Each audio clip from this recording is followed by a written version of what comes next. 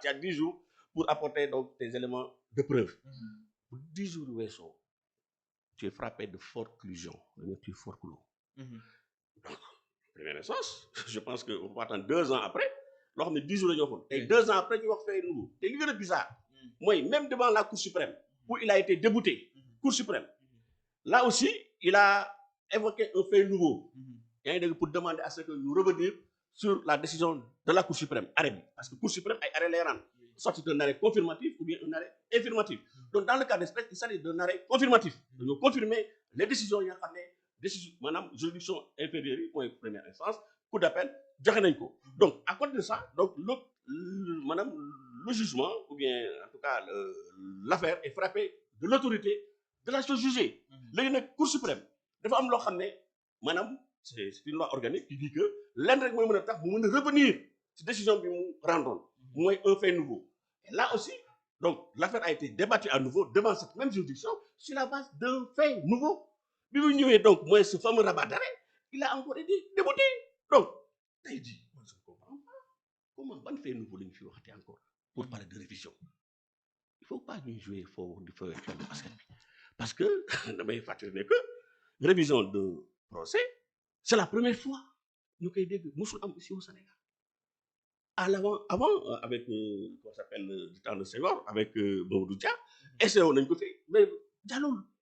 Il n'y a pas eu de révision de son procès. Mais fii dañu wax que ni ci rapport bi jamono bi nga xam ñu ngi def jugement bi am na maanaam dañu woon rapport bi amul maintenant rapport bi am na ça veut dire que ni am na ay éléments yoo xam si ne manqué woon na foofu donc moom la ñu war a mën a dugal. Après les avocats il est frappé de forclusion hors délai 10 jours dañ ko mayoon pour mu indi rapport bi en première instance depuis à compter de la signification de la citation à comparaître devant les juridictions compétentes indiwu ko. Et pourtant même au niveau de l'enquête préliminaire ne woon na mi ngi rapport bi day xaar ba jugement bi muy di ko enquête jugement bi bu ñëwee on n'a pas présenté de rapport. Mais période boobu est-ce que amoon na droit pour dem présenter. mën na ko présenter dama ne il pouvait très bien on peut pas parler de recel de documents c'est pas possible parce que juge bi nga koy jox on peut pas parler de recel de documents administratifs juge bi nga koy jox juge bi moo la laaj. da nga am preuve am na nga jox ko juge bi c'est pas détaillé sur la place publique. Ok. Juge bi da nga jël jox ko ay documents de preuve mu koy mettre sur la place publique alors qu'il est astreint à une obligation de réserve. Donc il y a pas de recel on peut pas parler de recel. Ok. Donc tey jii fu lay daaneel mooy dans ce dossier tey jii wax ay waxu révision ay waxu kaso parce que tey jii révision d'un procès effectivement c'est prévu par une loi organique je pense c'est l'article 92 93 94 de la Cour suprême ñoo ko prévoir te là dañu ne il faut obligatoirement que cette procédure soit ouverte par le ministre de la Justice. yaa ngi dégg ministre de la Justice après day convoquer bon voilà un certain nombre de personnalités donc du ministère de la Justice donc au niveau de la Cour suprême l'avocat général je pense à le premier président de la Cour suprême magistrat si gars yi ñëw joxe seen avis. Bon loolu yëpp def nañ ko mais le dernier mot revient à la Cour suprême parce que mooy statuer en dernier ressort pour xool ndax est-ce que la requête elle est recevable ou elle n'est pas recevable. Maintenant man ce qui m'étonne dans cette affaire là mooy ñoom dañoo newoon ne que affaire de diffamation bi c'est couvert par la loi d'amnistie. te article 5 de la loi d'amnistie dafa ne une affaire ou bien des faits parce que ce sont des faits la ñuy amnistier qui est frappé par une loi d'amnistie qui est en fait concerné par une loi d'amnistie. Dama ne personne n'a le droit de se prononcer sur cette affaire même le juge bu fekkee dañ ko jox un dossier dans lequel il y a des faits qui sont frappés d'amnistie il n'a pas le droit de se prononcer dans cette affaire. Ok waaw léegi nag ñoom bu ñu nee dañ ko amnistier alors que Cour suprême ils se sont prononcés rabat d'arrêt tey ñu ñëwaat encore di ci prononcé wu ça veut dire que il y a pas d'amnistie ça veut dire que ces faits ne sont pas amnistiés ils sont pas amnistiés donc ça veut dire que c'est par rapport à la candidature à la recevabilité de la candidature de Ousmane Sonko kon mënuñu basé wu tey jii si loi d'amnistie c'est amnistié pour dire que il n'est pas candidat donc il y a une contradiction dès l'instant que juge ñu ngi ciy wax rek ça veut dire que ces faits ne sont pas amnistiés. Ok fekk na c'était amnistié article 5 de la loi d'amnistie dafa ne des faits qui sont amnistiés ne doivent pas faire l'objet, ne peuvent pas être évoqués en toutes circonstances, même par le juge. Il n'a pas le droit de se prononcer parce que ces faits sont considérés comme n'ayant jamais existé. Ok. Quel autre soit. En parler rek déjà c'est un délit. Donc ça veut dire que clairement tey jii bu ñu continuer di procéder cette procédure ça veut dire que ñoom leer na leen ne que ces faits de diffamation ne sont pas amnistiés. Ok. Donc du coup et par ricochet donc la candidature de Ousmane Sonko bi nga xam ne dañu bëggoon basé wu ci cette décision d'amnistie pour dire qu'elle est recevable donc cette candidature elle est aujourd'hui caduque. Ok. Ça veut dire que tey jii elle est frappée finalement donc d'inéligibilité donc maintenant suñu ne man je me demande bien comment la Cour suprême yi nga xam ne elle s'était prononcée à travers un rabat d'arrêt pour dire qu'il n'y a pas d'élément nouveau, comment elle va se dédire encore à nouveau donc à travers donc cette fameuse procédure de révision de son procès. Ok Mame Diarra su fekkee amoo beneen question la Mandela sur le dossier de Mame Mbaye Niang Ousmane Sonko parce que gisaat nañu li nga xam ne si ni moom moo ci xewaat est-ce que y a possibilité ñu ubbiwaat le dossier.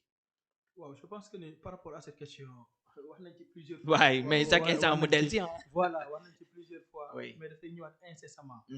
c'est-à-dire sama co-débatteur sànq dafa wax benn affaire bu am solo. dafa wax ne dafa wax ne bëri na ay actes yoo xamante ne procureur yi dañ koy mener ministre de la justice moom moo leen koy dicter. man ci affaire Mame Mbaye Niang Ousmane Sonko ñaari fait moo ci remettre en cause lu bëri ci ni ñu doxalee. moo tax man jàpp naa ne am na lu ci jagul. pourquoi parce que d'abord c'est une affaire de diffamation. diffamation ñaari particulier ñoo ko seet. oui. yoonu procureur lan la ci. ba muy interjeter appel. ci ab décision. donc cela signifie que depuis le départ mais politique mu ngi ci. donc ministre de la justice ba fa newoon ak njiitum réew mi fi nekkoon ñoom ñoo newoon ci logique politique boobu. Deuxièmement pour la première fois dans l'histoire politique judiciaire du Sénégal. en moins d'une année ou d'une année et demie. affaire de diffamation. jóge première instance. dem appel. jóge appel dem cour suprême ñëwaat cour suprême rabat d'arrêt. une célérité boo xamante ne observateur yu sérieux yëpp daf leen jaaxal. gaawaayu yëf yi. et pendant ce temps am na yeneen dossiers yoo xamante ne ci affaire diffamation la.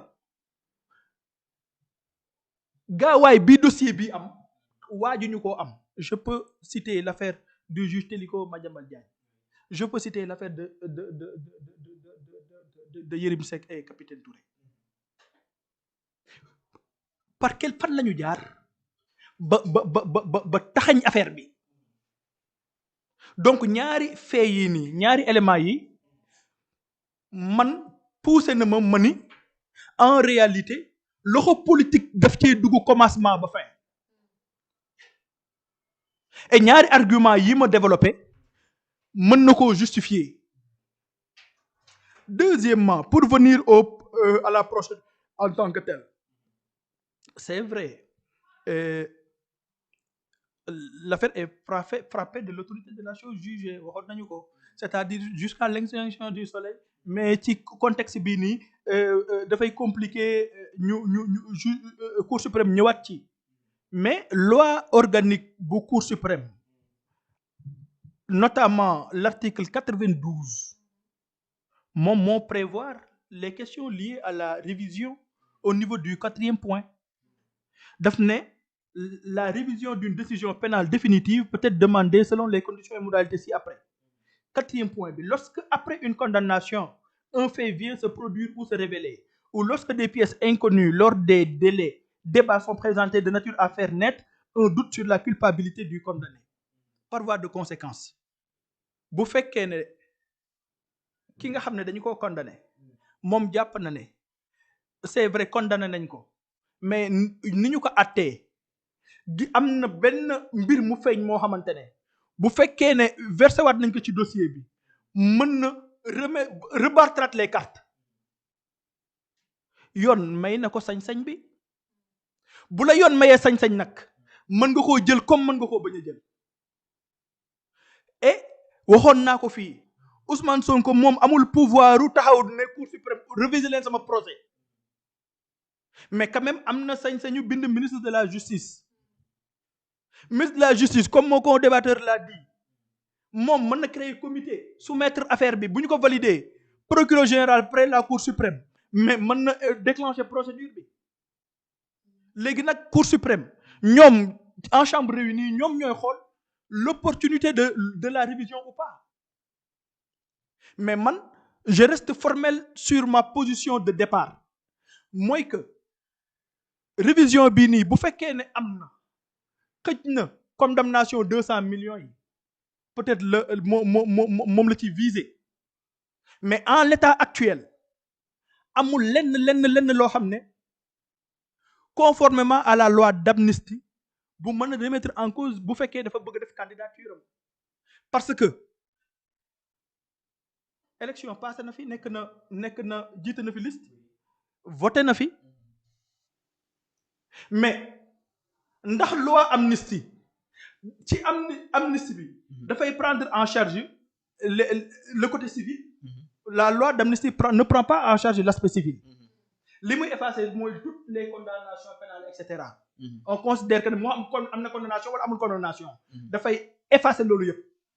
mais quand même nit ki bu fekkee ne yow da nga koo tooñ. ba yàqal ko mbir. wala nga yàq deram. nga jébaane ko ba yoon andi si décision. loolu amnistie bi du ko prendre en charge. moo tax man ma jàpp peut-être. que li tax muy laajte révision. c'est pour laver son honneur. comme quoi que ni liñ ma doon waxal ba xañ ma ci élection. en réalité mësuma wax lu amul.